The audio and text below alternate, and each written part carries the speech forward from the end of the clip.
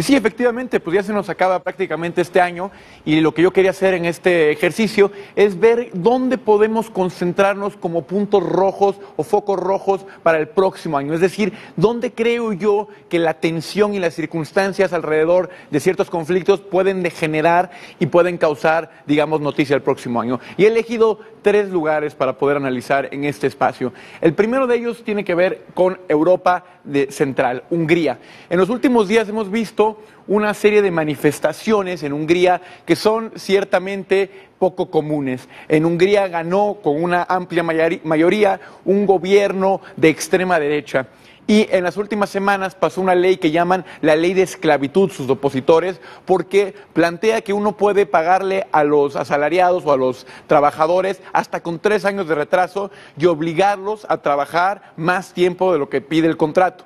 Tras estas leyes y nuevos intentos del gobierno de tomar instituciones que antes eran independientes, se han ejercido el derecho a la manifestación muchos grupos de manera espontánea. Y a pesar del invierno terrible que se vive en Hungría en este momento, han habido manifestaciones muy importantes que ponen presión sobre el nuevo gobierno. Si esto agregamos lo que pasa no tan lejos en París y la fuerte oposición que también hay a los gobiernos de ultraderecha en Austria, al lado de Hungría, pues puede ser un foco rojo para el próximo año. Es decir, que estas manifestaciones antisistémicas se vuelvan una especie de ola en Europa y partiendo de Europa Central. Ese sería el primer lugar donde yo pondría el foco rojo.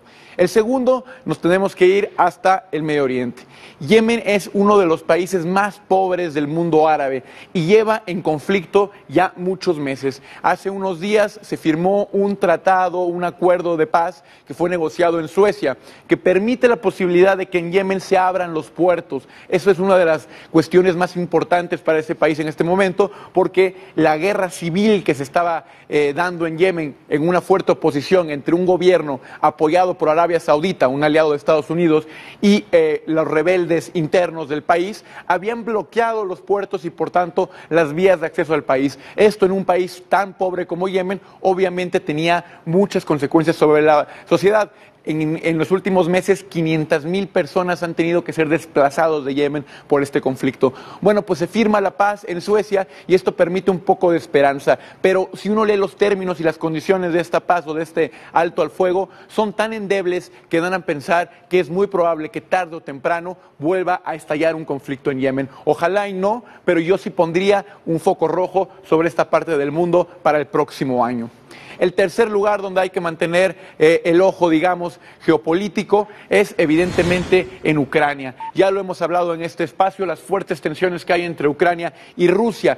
Rusia ha entendido una debilidad de Ucrania y de Occidente en ponerle alto a su paso militar, digamos, y al mismo tiempo su ambición y su paranoia para construir un punto de amortiguamiento entre ellos y la OTAN, y al mismo tiempo, evidentemente, consolidar su fuerza en el Mar Negro y en el Mar de Azov, ha creado muchas tensiones. Lo vimos hace unas semanas con la toma de algunos barcos ucranianos, pero también lo vimos cuando construyeron un puente para poder unir Crimea con el territorio, digamos, interno ruso.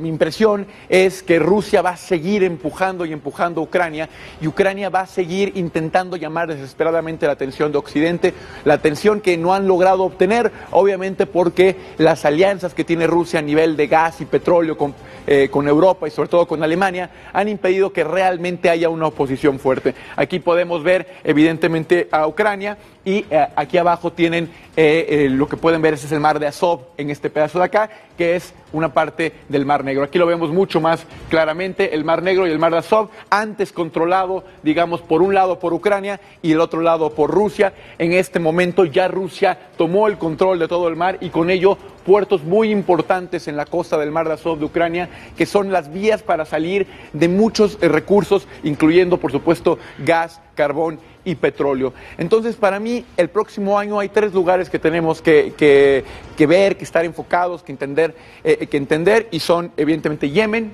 Ucrania y, en este caso, creo que Hungría y el centro de Europa en general puede volverse una ola antisistémica. Eso sería, digamos, mi análisis para el próximo año, Baitiare.